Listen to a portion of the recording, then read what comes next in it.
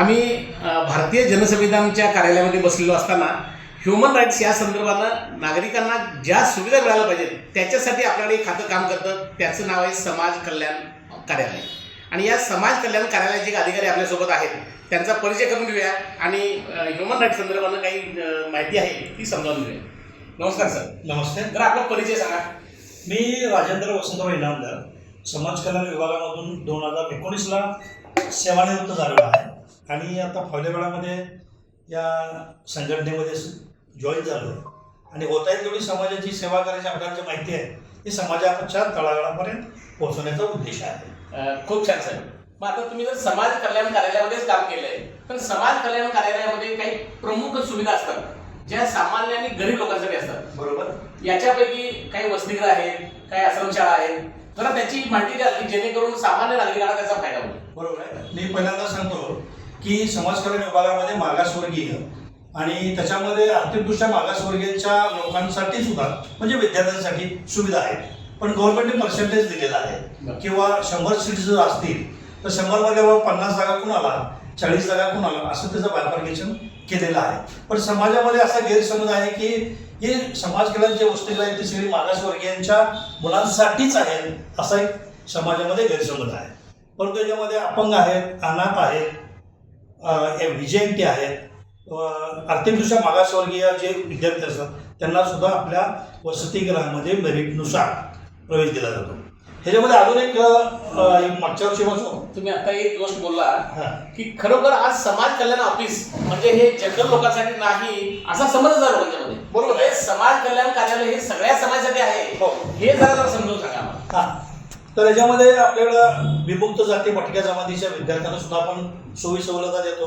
विद्यार्थ्यांची शिक्षण फी परीक्षा फी सुद्धा देतो.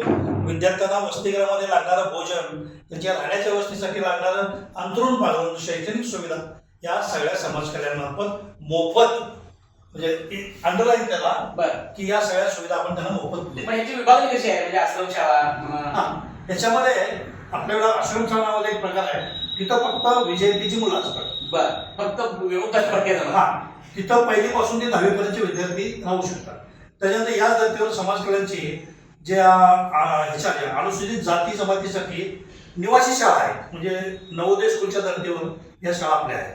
तिथं इयत्ता 6वी ते 10वी पर्यंतच्या विद्यार्थ्यांना प्रवेश दिला जातो. साधारणपणे आमची 200 विद्यार्थ्यांची प्रत्येक निवासशाळेमध्ये स्ट्रेंथ आहे. या विद्यार्थ्यांना संपूर्ण म्हणजे पिन टू ट्रॅक्टर म्हणजे खोड रबर पासून सगळं मोफत दिलं जातं. अगदी मोफत, एकही रुपया घेतला जात नाही. म्हणजे पेस्ट, साबण, धुण्या साबण, आंघोळी साबण, साबण ठेवायला सोपकेस सुद्धा आम्ही देतो. अरे बापरे, गुड. अंतरून पांघरून, नाश्ता, जेवण, चिकन, मटन सगळं व्यवस्थित दिलं जातं. फळफळावर दिलं, उकडलेली अंडी दिली जातात आणि हे सगळं रेग्युलर आहे. मग ह्याच्यामध्ये जे भाग तुम्ही सांगितला की काही शिक्षण संस्थांनाही चालवा दिलेले आहेत आणि काही स्वतः सरकार चालवतं. मग असं काही कोल्हापूर जिल्ह्यामध्ये सांगता येईल का की सरकारी किती आहेत आणि खाजगी किती आहेत? हो, आता मी तुम्हाला सांगतो की ज्या अनुदानित संस्था आहेत, म्हणजे आता समजा आपल्या इंदुमती देवी हॉस्टेल आहे, मिस क्लार्क आहे, या हॉस्टेलला अनुदानित वसतिगृह म्हणतात. यांच्यावर कंट्रोल असतं कोणाचं? जिल्हा परिषद समाज कल्याणचं. जिल्हा परिषदचाही त्यावर रोल असतो. जिल्हा परिषद समाज कल्याणचं कंट्रोल त्यांच्यावर असतं. पण त्यांना जो निधी दिला जातो तो महाराष्ट्र शासनाच्या समाज कल्याण विभागाला. तिथं फक्त कसं आहे की विद्यार्थ्यांच्या भोजनाचा खर्च आपण देतो. त्यांच्यासाठी लागणाऱ्या बाकीच्या सुविधा संस्थेने बघायच्या. पण त्यांना कॉम्प्युटर, टेबल, इन्फ्रास्ट्रक्चर सगळं आम्ही देतो. आणि तेच जर इकडच्या बाजूला म्हणजे समाज कल्याण स्वतः वसतिगृह चालवतं, त्यासाठी वेगळे नॉर्म्स आहेत. पण त्या विद्यार्थ्यांना नाश्ता विभाग नाही का वयानुसार? हो, म्हणजे आमच्याकडे प्रत्येक वसतिगृहामध्ये कसं आहे, शासनाची जी वसतिगृह आहे समाज कल्याणची तिथं 8वी ते PG पर्यंत पोस्ट एकाच ठिकाणी. हो, एकाच ठिकाणी. पण दरवर्षी म्हणजे 8वीला विद्यार्थ्याला की तो 10वी पर्यंत आमच्याकडे राहतो. 10वी पास झाला की त्याला 11वीला जर ऍडमिशन पाहिजे असेल तर त्यांना नव्याने अर्ज करायचा.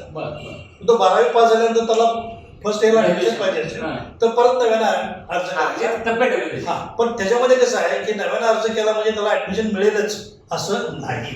ॲज अ मेरिट म्हणजे याचा अर्थ असा झाला की 8वीचा विद्यार्थी 10वी पास झाला, 10वी नंतर 11वीला ऍडमिशन घेताना मेरिटनुसार. मेरिटनुसार 8वीला सुद्धा मेरिटनुसार सगळं म्हणजे पुढचं त्याला मिळेल त्याची खात्री नाही. बरं बरं म्हणजे तो मेरिटमध्ये बसला तरच त्याला ते ऍडमिशन मिळेल. समजा आता तो 11वीला गेला आणि 11वीच्या SCच्या जागा म्हणजे अनुसूचित जाती जागा समजा एक 15 आहेत. बरं.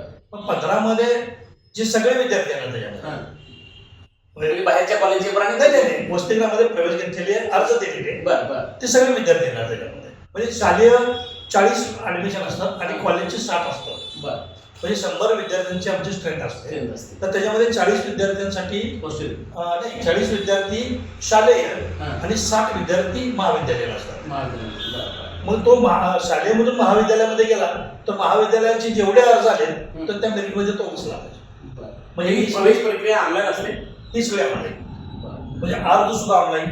ह्याच्यामध्ये कोणी हस्तक्षेप केला जात नाही. रॅन्डमली कुणालाही ऍडमिशन दिलं जात नाही. मेरिट जर क्लिक लावलं की ते मेरिट तिथे.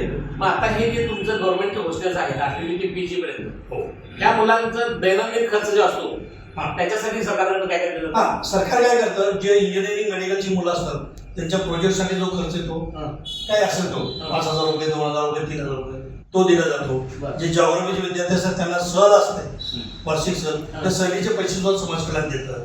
त्यांना कॉम्प्युटर लॅब आहे लायब्ररी आहे 24 तास वायफाय सेवा आहे. दर महिन्याला आपण त्यांना 1,000 रुपये पॉकेट मनी देतो. त्याला पॉकेट मनी म्हणतो आपण ते दिला जातो. म्हणजे महिन्याला 1,000 रुपये त्याला पॉकेट मनी म्हणून दिलं जातं. हो दिला. आता आपल्याकडे जर बघितलं वस्तीगृहातला मुलगा काय पॉकेट मनी सहसा खर्च नाही करत. म्हणजे वस्तीगृहात फार कमी. म्हणजे याचा अर्थ की त्या मुलाला 100% स्वावलंबी बनवायसाठी शासनाने प्रयत्न केले. हो खूपच छान आहे. आणि कसं होतं की विद्यार्थ्याला काही आम्ही वसतिगृहामध्ये कुठलंही त्याला काम करायला लागत नाही. वसतिगृहामध्ये विद्यार्थ्याची रूम झाडण्यापासून संडास बाथरूम साफ करण्यासाठी सुद्धा कॉन्ट्रॅक्ट बेसवर लोक आहेत. बरं बरं. फक्त विद्यार्थ्यांना उठल्यानंतर आपली चादर बेडशीट आणि ब्लँकेट तेवढी घडी घालून ठेवा हीच किमान अपेक्षा आहे. खूप छान खूप छान.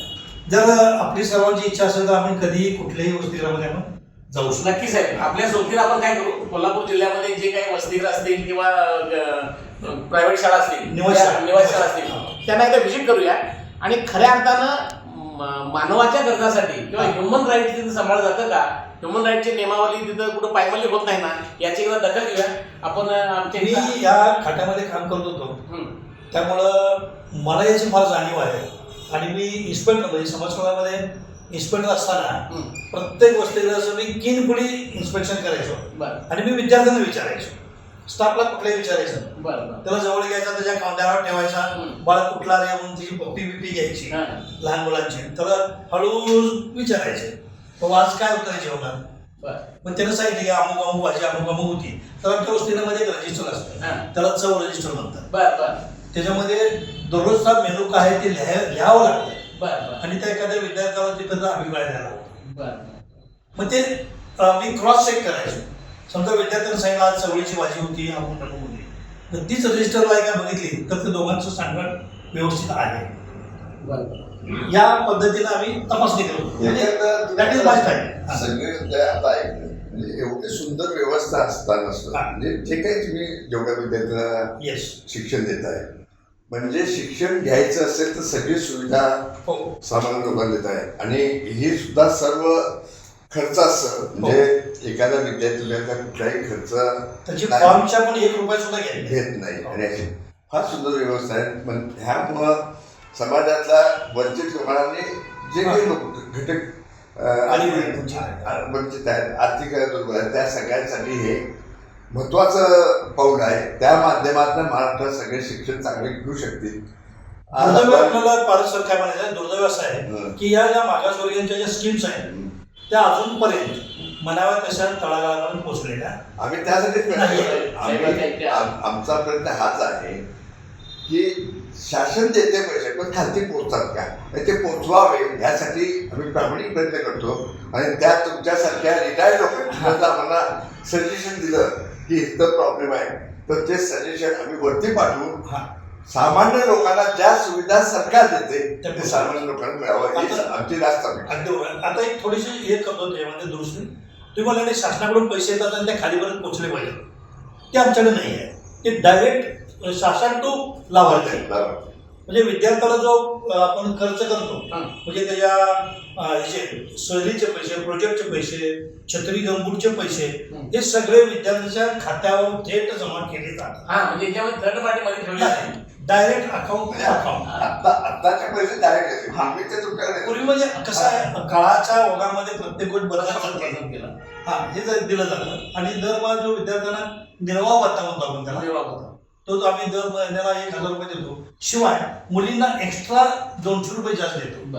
पण मुलींची सुविधा हॉस्टेलमध्ये सेपरेट डिपार्टमेंट असतं की मुलींची समाज कल्याण मार्फत आहे, पण त्यांची इमारत, त्यांचं रेक्टर, त्यांचा स्टाफ सगळा वेगळा असतो. वेगळं असतं? त्याच्यामध्ये 6 नंतर आमच्या डायरेक्टरला सुद्धा, म्हणजे जे आयुक्त आहेत त्यांना सुद्धा प्रवेश नाही. बरं, म्हणजे सेफ्टी मुलींची जेंट्सला ना संध्याकाळी 6 नंतर त्या हॉस्टेलमध्ये प्रवेश नाही आहे. म्हणजे आम्ही अधिकारी असलो, मी येतो, अजिबात नाही. साहेब, आपण या ठिकाणी आलात, अतिशय मौलिक माहिती दिली. कारण आम्हालाही आजपर्यंत असं वाटत होतं की समाज कल्याण ऑफिस म्हणजे फक्त मागासवर्गीय लोकांसाठी आहे, पण याच्यामध्ये आम्हाला हे कळलं की आर्थिकदृष्ट्या मागासवर्गीय सुद्धा त्यामध्ये आहेत आणि सर्व जाती धर्मातील लोक तिथे घेतली जातात. ती अतिशय अनाथ आहेत, सगळ्यांसाठी आहे. आणि एवढी सुंदर योजना असून सुद्धा ती ग्रामीण भागातल्या सर्व लोकांना माहिती नाही आणि म्हणून त्या शाळेमध्ये अजूनही मुलं जायला त्याचं हे आमच्यासाठी नाही असं वाटतं. तेव्हा एवढी चांगली सुविधा सर्व लोकांना आहे. जनतेने याचा निश्चितपणानं लाभ घ्यावा. संपूर्ण महाराष्ट्र राज्यामध्ये ही राबवली जाते आणि लोकांच्या पोहोचावी, एवढाच यामागचा उद्देश होता. धन्यवाद. नमस्ते.